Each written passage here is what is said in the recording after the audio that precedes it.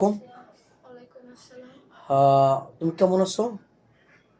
আগে ভালো ছিলাম কিন্তু এখন ভালো নেই। এখন ভালো নেই মানে বুঝতে পারলাম না। আবার তোমার নাম তো মাহি না? জি। মাহি ইসলাম। জি। তোমার ফ্যামিলিতে কে কে আছে? ফ্যামিলিতে আব্বু আছে, আম্মু আছে, ছোট একটা বোন আছে। আচ্ছা, তুমি অনেক সুন্দর করে সাজুগুজু করছো, অনেক ভালো লাগতেছে, খুব কিউট লাগতেছে।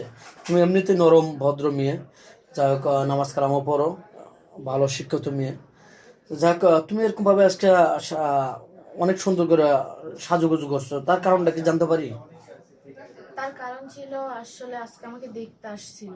আচ্ছা। তো আমাকে দেখতে এসে আমাকে পছন্দ হয়েছে, কিন্তু লাস্ট পর্যায়ে মানে সবাই অনেক খুশিও ছিল, আমার মা বাবা, আমিও খুশি ছিলাম যে অবশেষে আমার আব্বু স্বপ্নটা পূরণ হবে, আমাকে বিয়ে দিতে পারবে। কিন্তু তারা ওই যে 2 লাখ টাকা যৌতুক চাইলো, আর ছেলেকে বললো একটা বাইক দিতে হবে, আর ঘরের যাই যা ফার্নিচার আছে সব দিতে হবে, কারণ আমার আব্বুর কাছে তো এত টাকা নেই, আমার আব্বু কই থেকে দিবে, তাই বিয়েটা ভেঙে গেছে।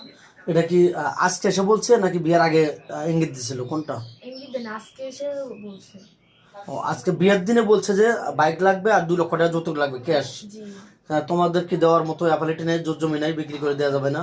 আমরা তো থাকি ওই যে ইয়াতে একটা ছোট একটা জমিন আছে, ওইখানে গড়বে দেওয়ার আশেপাশে কোনো মানে টাকা জমি দেওয়ার নেই। মতো কোনো অ্যাপালিটি নেই, সামান্য শুধু থাকার মতো জায়গা আছে এই। জি। এখন তুমি কি চাচ্ছ? আর এগুলো পোশাক আশাক কে দিয়েছে তোমাকে? পোশাক আশাক গুলো ওই যে আমার একটা চাচি আছে, ওই চাচির আর কি। তো আমাকে যেহেতু দেখতে আসছে, তো আমি 3 পিস পরা ছিলাম, বলে কি না 3 পিস পরে ছেলেরা যদি পছন্দ না করে দেখতে কেমন যেন একটা লাগে, তুমি একটা কাজ করো, আমার থেকে কিছু গয়না আছে, শাড়ি আছে, তুমি ওগুলো পরো।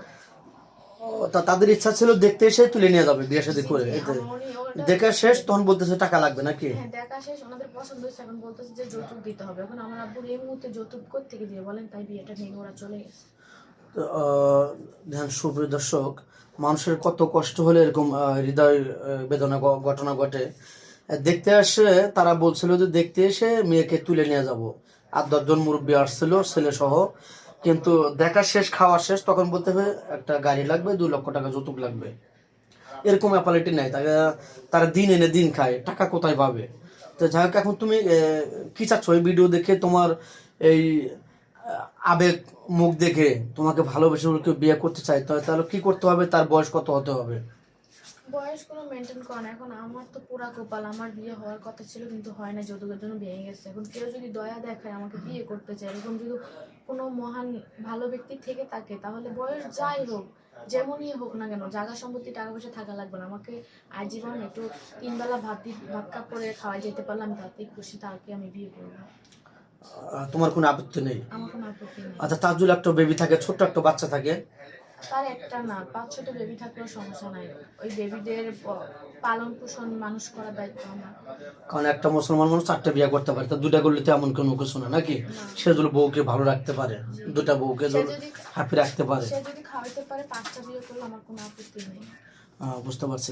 যাই হোক, তোমাকে যদি প্রবাসী নিয়ে যেতে চায়, সে বাইরে থাকে, তোমাকেও ভিসা দিয়ে বাইরে নিয়ে যাবে, ওখানে সেটেল করবে, তুমি কি রাজি হবে? আমার হাজবেন্ড যদি বলে তো যাইতে হবে, তাহলে তো আমার যাইতেই হবে না। ও আচ্ছা, তুমি যাবে, রাজি তো নাকি? জি। আর তোমার বাড়িতে বলে কোনো প্রবাসী ভাই তার সর্বশান্ত করে তার অর্থ সম্পদ তার ওয়াইফ নিয়ে গেছে, বা তার বংশের লোক নিয়ে গেছে, তার মাথা গোজার মতো ঠাঁই নেই তোমার বাড়িতে?